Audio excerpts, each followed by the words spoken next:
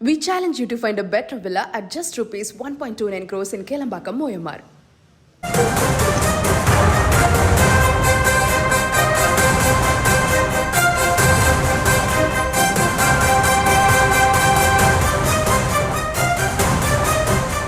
அண்மை செய்திகளை பார்த்து வருகிறோம்.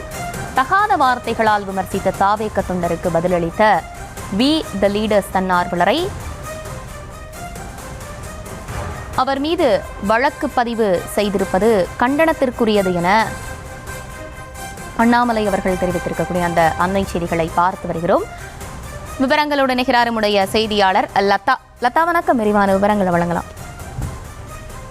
வணக்கம். வி த லீடர்ஸ் அமைப்பின் நிறுவனர் அண்ணாமலை முதலமைச்சருக்கு ஒரு பதிவை வெளியிட்டிருக்கிறார்.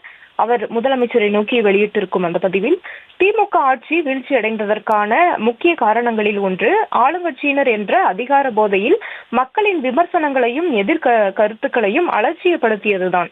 அதே பாதையில் உங்கள் அரசும் பயணிக்கிறதோ என்ற அச்சம் தற்பொழுது எழுந்துள்ளது என்று முதலமைச்சரை நோக்கி கூறியிருக்கிறார். மேலும் கடந்த ஒரு மாதத்தில் மட்டும் சமூக வலைதளங்களில் உங்கள் கட்சியினருடன் ஏற்பட்ட கருத்து வேறுபாடுகள் மற்றும் விமர்சனங்களுக்கான மாற்று கருத்து கொண்ட 25க்கும் மேற்பட்டோர் மீது வழக்குகள் தொடரப்பட்டுள்ளதாக தகவல்கள் வருகின்றன என்றும், குறிப்பாக தனது குடும்பத்தை தகாத வார்த்தைகளால் விமர்சித்த தாவேக தொண்டருக்கு பதிலளித்த வி த லீடர்ஸ் தன்னார்வலர் ஒருவர் மீது வழக்கு பதிவு செய்து கைது செய்திருப்பது கவலைக்குரியது என்றும் அண்ணாமலை குறிப்பிட்டிருக்கிறார். மேலும் சமூக வலைதளங்களில் தனிநபர் அவதூறு மற்றும் வரம்பு மீறிய பேச்சுக்களை கண்காணிப்பது அவசியம்தான். ஆனால் ஆட்சியையும் ஆளும் கட்சியையும் விமர்சிக்கும் ஒவ்வொரு குரலையும் வழக்கு, கைது என்ற அதிகாரத்தின் மூலம் அடக்க முயற்சிப்பது ஜனநாயகத்திற்கு ஆரோக்கியமானதல்ல என்றும் தெரிவித்திருக்கிறார். மேலும் முதலமைச்சரை மகிழ்விக்க வேண்டும் என்ற எண்ணத்தில் அதிகாரத்தில் இருப்பவர்கள் தன்னிச்சையாக செயல்படுவதை நீங்கள் அனுமதிக்க கூடாது என்றும், நீங்கள் இன்று ஒரு கட்சியின் தலைவர் மட்டுமல்ல, தமிழகத்தின் அனைத்து மக்களுக்கும் பொதுவான முதலமைச்சர்.